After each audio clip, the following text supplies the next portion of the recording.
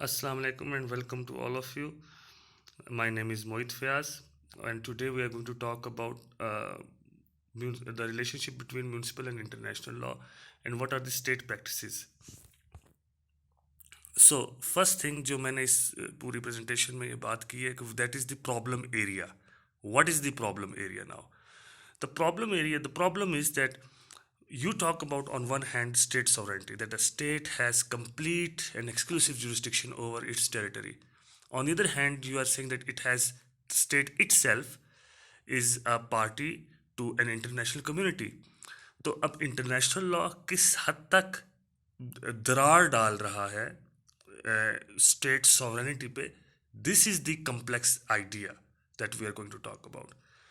So, first, you should know that municipal law is the state law, the law that is promulgated by state authorities inside the state, whereas international law, as we have discussed before, is the law which deals with states, international organizations, sometimes individuals and non state entities too.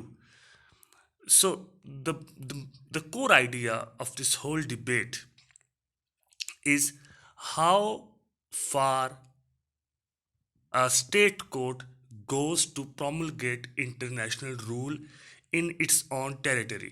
And especially the problem comes when international rule is in contradiction with the local rule. यानी कि अगर अब एक state के अंदर एक law है और अगर उस लॉ को प्रोमulgate किया जाए तो उस लॉ की प्रोमulgation से अगर इंटरनेशनल कम्युनिटी उस पर क्रिटिसाइज करती है तो उसका कितना असर है आपकी स्टेट सॉवरेंटी पे और उसके क्रिटिसिज्म का कितना असर है आप पे. It has been observed especially in developing states कि इसका असर काफ़ी ज़्यादा होता है. And for sure this is the problem area of international law that we have discussed in its weaknesses. So now I will come to the question, and the main body of the question, it is divided into two parts. Number one, we will talk about different juries and the theories that have been presented by them. So first theory that I would like to talk about is monism. Monism, as the name suggests, means one. So it means that international law and municipal law both have their own spheres and both are working simultaneously.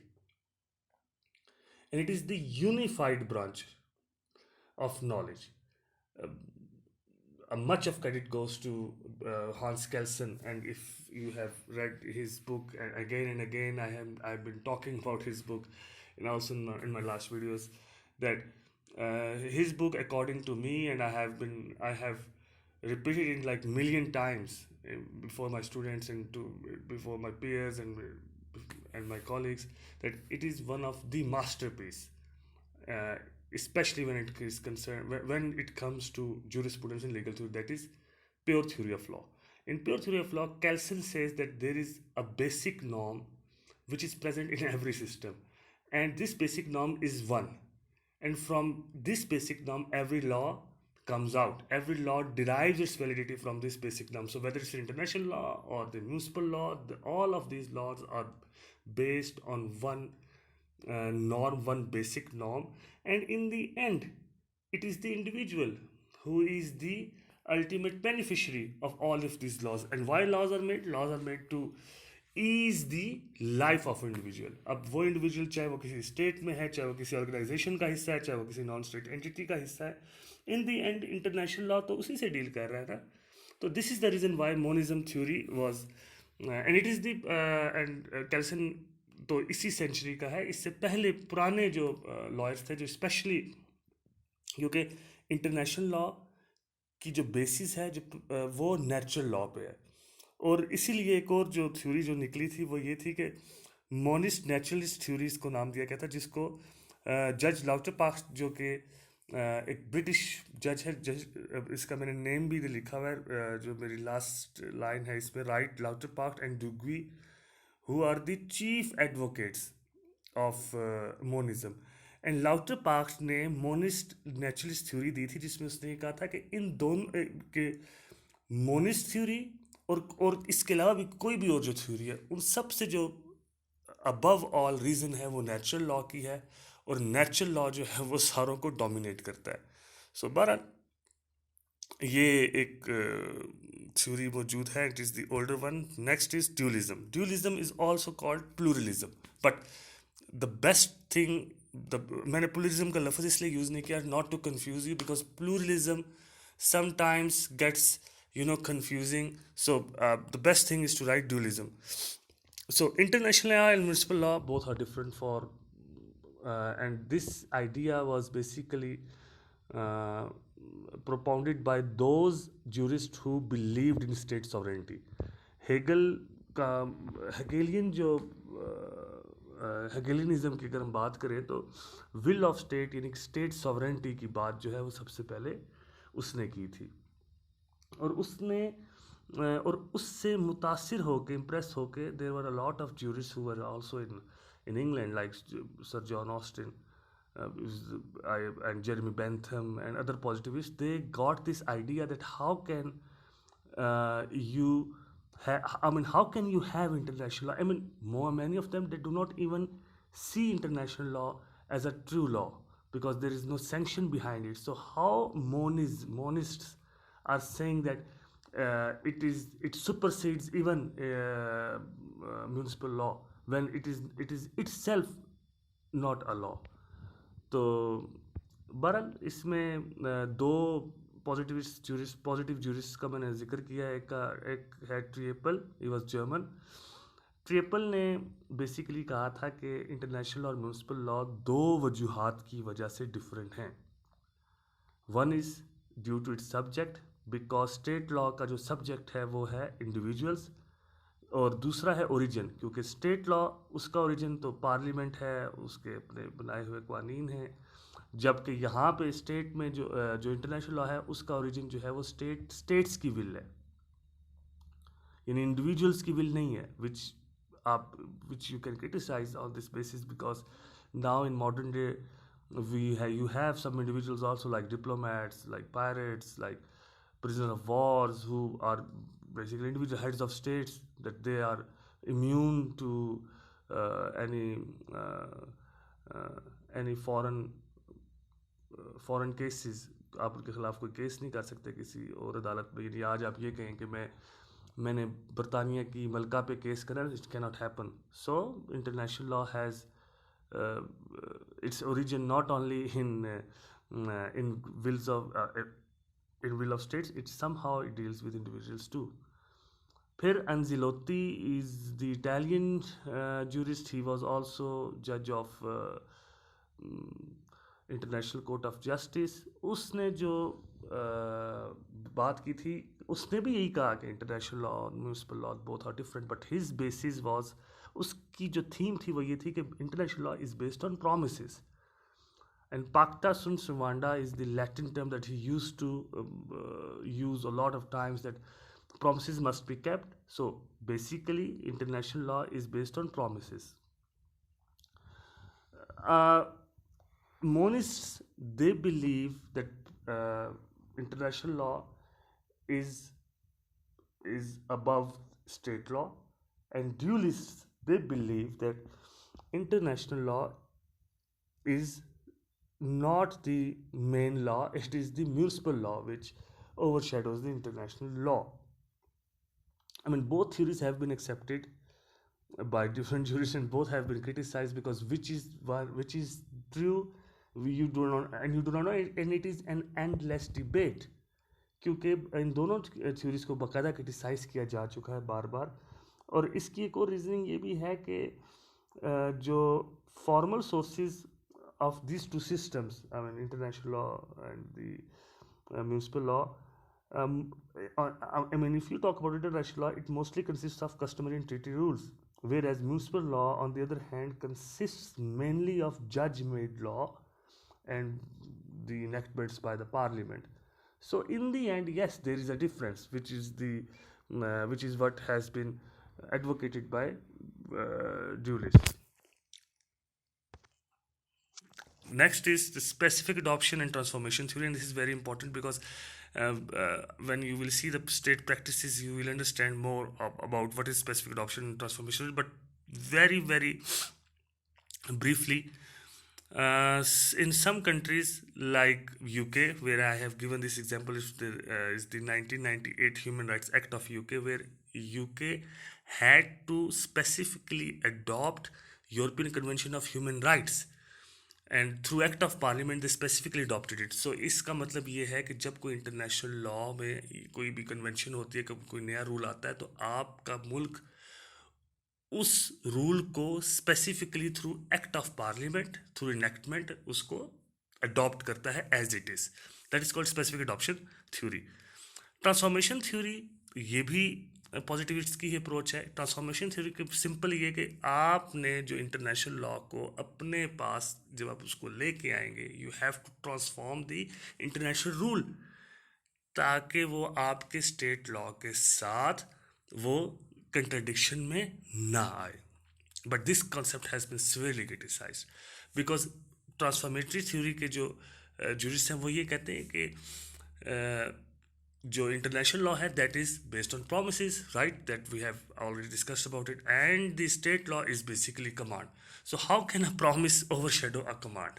But Stark has definitely criticized this concept, and he said that आप ने जब promise कर लिया, आप जब international community का हिस्सा हो गए, तो फिर वो प्रॉमिस नहीं रहा, वो एक कमांड की शक्ल इख्तियार कर जाता है. तो इस बेस पे transformation theory was severely criticized. So in the answer, and to answer that, there was a delegated theory कि इस theory में basically ये है कि you don't need to create rules in your constitution, in your states.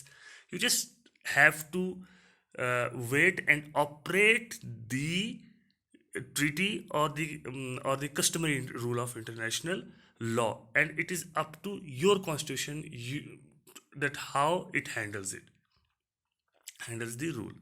So that is the delegatory theory. Next is the next is the state practice. That now we are not only because we have talked about this theoretical stuff. What we need to understand is the actual practices of states. That how do they actually adopt international rules into their domestic laws. So first I have chosen is the concept of UK, कि UK ने इन मामलात को, यानी UK में जो how does their courts, how is their system responding against the growing attacks of international law. ये बात भी आपको पता होनी चाहिए कि इंटरनेशनल के यूरोपियन यूनियन का ऑलरेडी मेंबर होने की वजह से यूके ने अपनी जो सॉवरेनिटी थी वो बहुत ज़्यादा इन फ्रंट ऑफ ब्रसल्स जो कि यूरोपियन यूनियन का जो दारुल हुकूमत है वो, and that is the reason why now in 2020 they have opted out of European Union through this whole 3-4 years saga of how they got into this trouble. पहले वो European union का हिस्सा थे, फिर वो उससे निकले. बहरहाल दैट इज़ अनदर डिबेट. लेकिन इस प्रैक्टिस में यूरोपियन यूनियन के होने का, उनका यूरोपियन यूनियन के मेंबर होने का बड़ा हाथ है. So in terms of customary international law, rules of international law should neither be inconsistent with British law nor British courts shall interpret the same in such manner, which means that that customary international law will always be part of British law, and courts will always interpret such rules that it will not go against the common law. यानी common law के against वो नहीं जाएंगे, उनकी interpretation ही उन्होंने courts ने इस तरह से करनी है. And when it comes to treaties के लिए ये है कि अगर तो देखिए ट्रीटीज़ हैं ही दो तरह की होती हैं. एक वो ट्रीटीज़ होती हैं जो खुद ब खुद जिनका इफ़ेक्ट शुरू हो जाता है, और दूसरी वो है जिनको पार्लियामेंट में स्पेशली सैंक्शन करना होता है. But in England in both cases assent of parliament is necessary. But again when it comes to European Union, then assent of parliament is not needed. क्योंकि ये हम अभी I am not going to discuss those case laws here, but it has repeatedly happened that a case that was decided in House of Lords was challenged in European Court of Human Rights, and वहाँ से उसके ख़िलाफ़ वो फैसला हुआ. हालांकि कई दफ़ा ऐसे फैसले भी थे कि जिनका कोई लॉ ही मौजूद नहीं था इंग्लैंड में, लेकिन उनको being member of European union वो उन बातों को मानना पड़ा. Okay, there is one more thing that you should know, that the Act of States and Crown powers are the exceptions. Act of State means कि अगर वॉर डिक्लेयर कर दी तो फिर इसका कस्टमरी इंटरनेशनल लॉ से इसका कोई तल्लक नहीं है कि अगर इंटर, क्योंकि या सेल्फ डिफेंस के उसमें अगर आपने अटैक कर दिया या क्राउन ने किसी को माफ़ी दे दी तो इस चीज़ पे इंटरनेशनल लॉ का कोई असर नहीं होगा. But there okay, one more very important thing is the doctrine of incorporation. Doctrine of incorporation of Blackstone. Doctrine of incorporation जो ब्लैकस्टोन ने दिया था, it was not just propounded by Blackstone. Sir William Blackstone was a very very famous jurist, and he actually said that in corporation doctrine, customary international law was deemed automatically to be part of common law. So you have to understand that when you are saying that it is already a part of international, it is already part of common law or the state law, this rule is called incorporation.